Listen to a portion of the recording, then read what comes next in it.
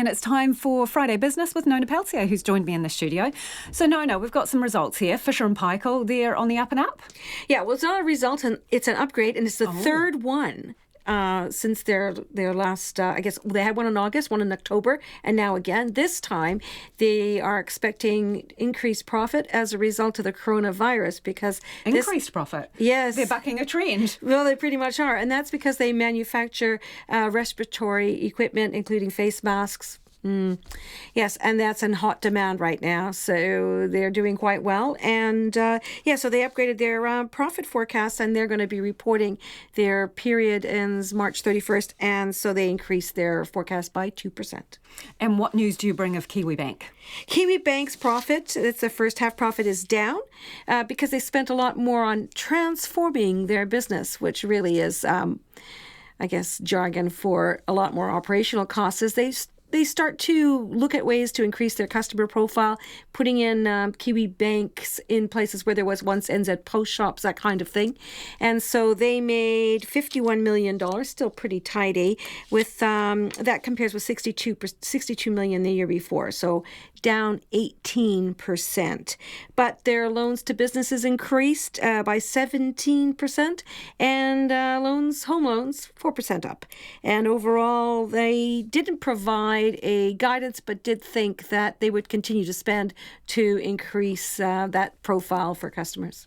Okay, speaking of banks, should we go to the mother of all banks, Reserve Bank? What have they had to say? Why not? Yep. Okay, so really now, Adrian Orr, he's the governor of the Reserve Bank. He spoke today in Christchurch and reaffirmed that lower interest rates are going to be...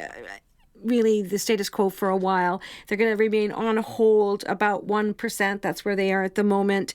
He didn't think that at the moment very much is going to change in terms of his view of the coronavirus and the drought that's affecting some parts of the country. A while is what in his thinking? Then? Well, monetary policy doesn't ever really affect anything that's happening today. So even if he moved today, it would have no effect. It really is something that looks about 18 months hence.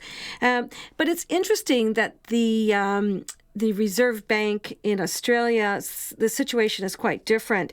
Their dollar tumbled to its lowest level in 11 years, and that's because of a rise in unemployment that's really made people feel that there's expectations there of an interest rate cut. So overall, the NZ dollar is buying 63.1 US cents.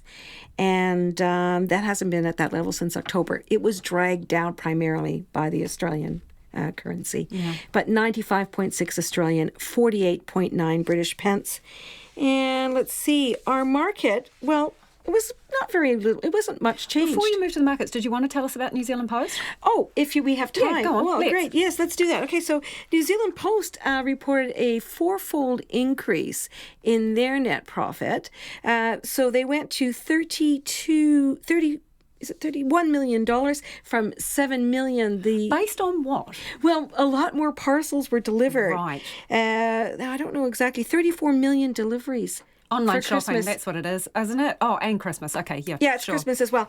But look, 23 million fewer letters were delivered. So that was a drag of $5 million on revenue. And I think they made about $500 million in revenue. So, their profit is pretty healthy considering, but it's tough times for NZ Post, and they really have to continue to evolve. And they're stuck with having to deliver letters, of course. Yeah. So where did we end with the markets today?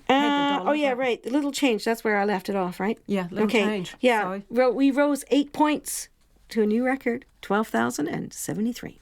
Wow. Thanks, Nona. That's Nona Peltier with our Friday Business News.